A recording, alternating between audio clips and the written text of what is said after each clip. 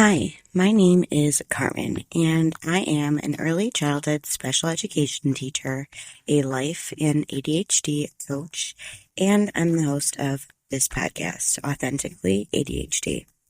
I created this podcast to help anyone wondering if they have ADHD, people who have been diagnosed for a while and want some more support and community.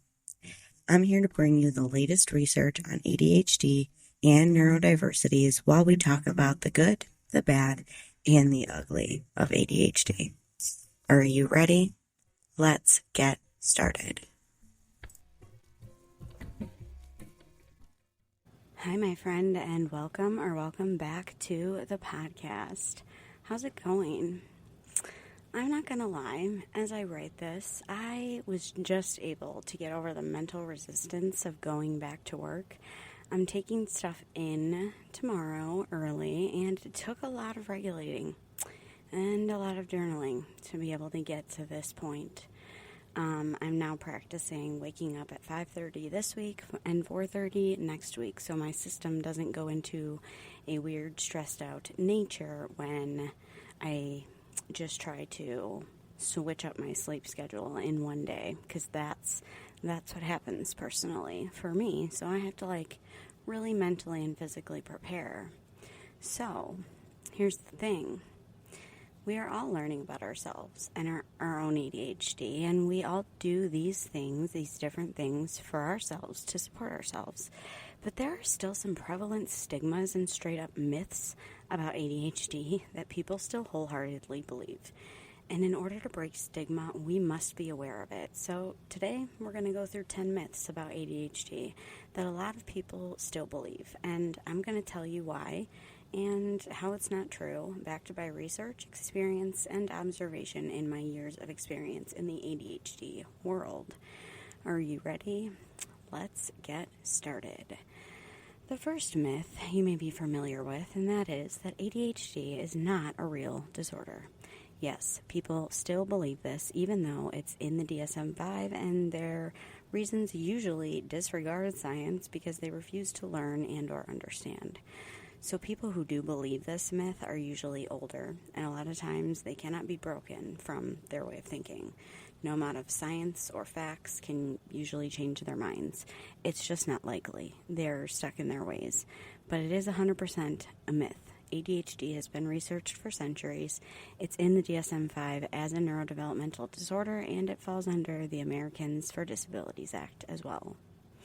The next two are somewhat connected, and they are that ADHD only affects children, and then the ADHD can be grown out of. Those are two prevalent myths that are still highly believed. Now, research says that sometimes with very early treatment of less severe cases, that symptoms can become less often or less prevalent, become easier to manage, and they can go away. However, there's also overwhelming research that ADHD actually gets worse as we get older, especially for women with hormone changes and higher rate of miss and late diagnoses. ADHD does not discriminate. Gender, race, age, ethnical, culture, background, it just doesn't discriminate at all. So no, ADHD is not just for kids, and no, we don't tend to grow out of it. It's a neurodevelopmental disorder. We can improve and manage our symptoms, but usually we do not grow out of it. The next myth is that ADHD is caused by bad parenting or lack of discipline. Personally, I find this one kind of ridiculous, but people still believe it, so let's talk about it. I can see how maybe kids with ADHD may act out in public and create some type of stereotype, but that can't be the only thing that influences this belief. Because people in public, you don't know if that child has ADHD or is just having a bad day, or both. It could be anything. And here's the fact. Parenting and discipline can impact ADHD, but it doesn't cause it. I feel this myth comes from resentment and pain in parents when they have their children and they're diagnosed, especially later in life. It's a thing that they do is blame themselves. It makes sense in a way, but it's very, very untrue. The next one may be relatable, and it is ADHD meds will turn me or my child into a zombie. I was fearful of this as well at first, but in my experience and with the research I know, the right dose of the right medication and treatment should make you feel more like yourself and better, not worse.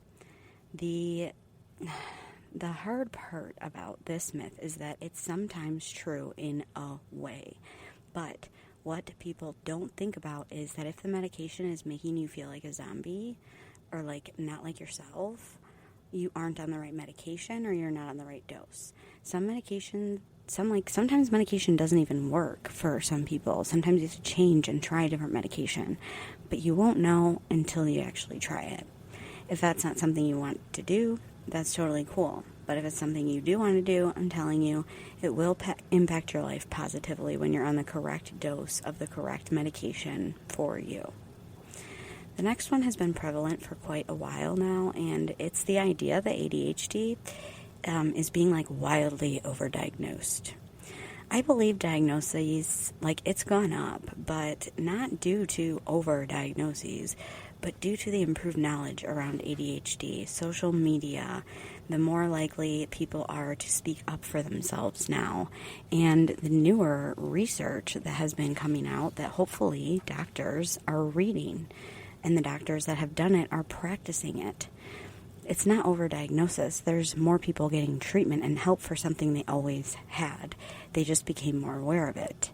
This is part of breaking the stigma, unfortunately, but it's worth it, and it's worth it to live it and heal out loud.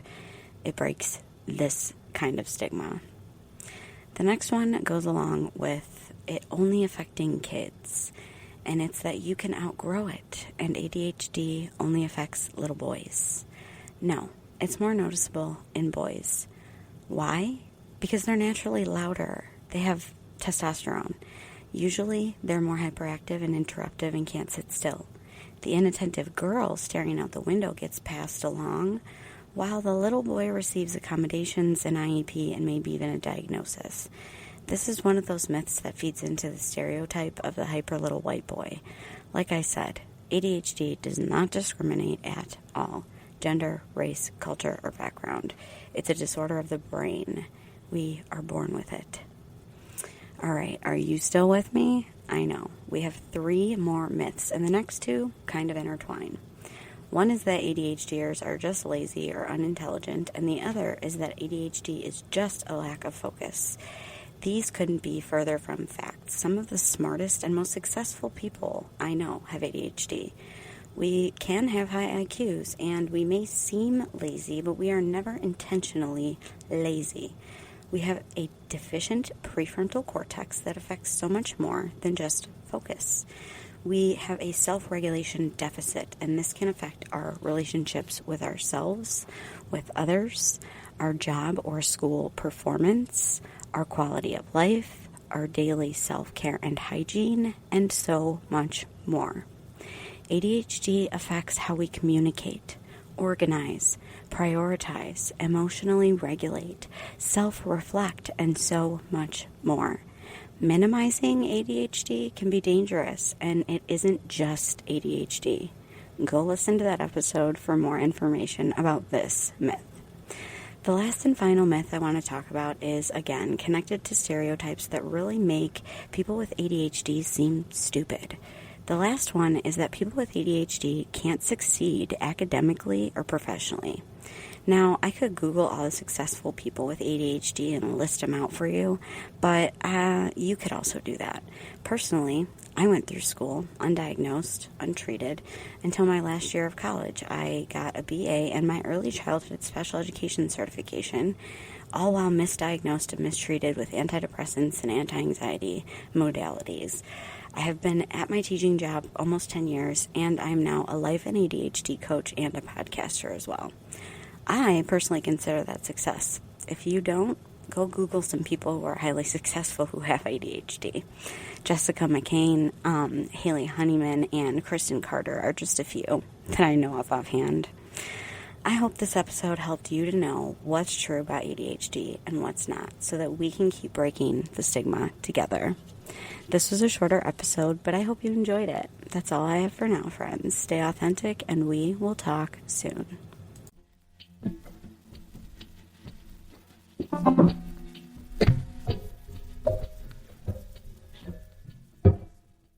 Speaking of extra supports, I just wanted to tell you all that I've updated my Patreon page to include all of the resources that I've really ever made to be held in one place.